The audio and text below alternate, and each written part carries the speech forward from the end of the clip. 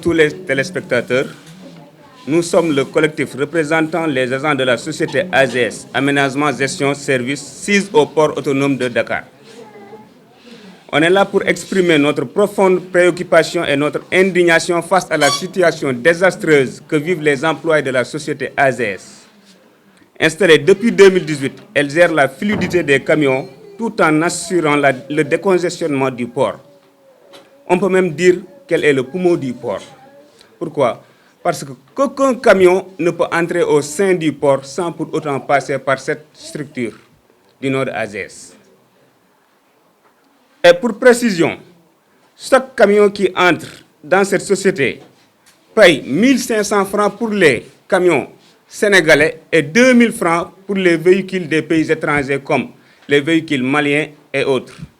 Ce qui fait que la société fait un chiffre d'affaires très important et qui ne cesse de rehausser.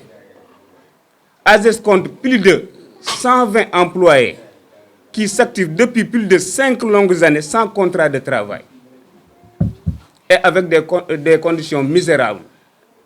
Depuis mai 2023, nous avons entamé des revendications pour de meilleures conditions de travail, mais malheureusement sans gain de cause. Et à une semaine des élections présidentielles passées du 24 mars 2024, ils nous ont proposé des soi-disant contrats, disons bien des soi-disant contrats. Pourquoi? C'est des contrats d'essai.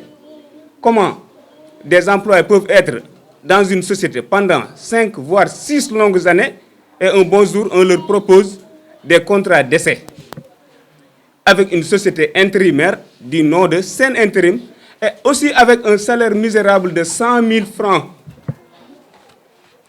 Et retenons que tout à l'heure, on vous a dit que la société fait un chiffre d'affaires très important qui ne cesse de rehausser. Il nous propose un salaire misérable de 100 000 francs, tout en augmentant le nombre de jours de travail. Ce qui est inadmissible et ce qui est encore une exploitation flagrante même.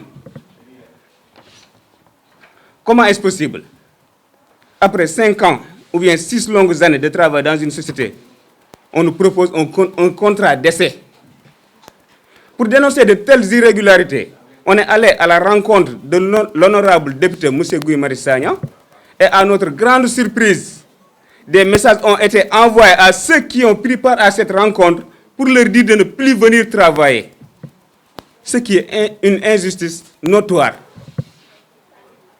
Depuis quand?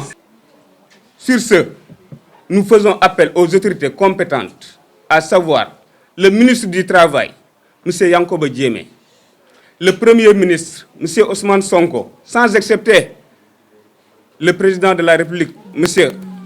Bassirou Diomaye Diakhar Faye, surtout avec son slogan du Djoub, Djoubel et Djoubanti, qu'ils prennent des mesures drastiques et tirer AGS de ces irrégularités et de combattre l'injustice qui règne dans cette société.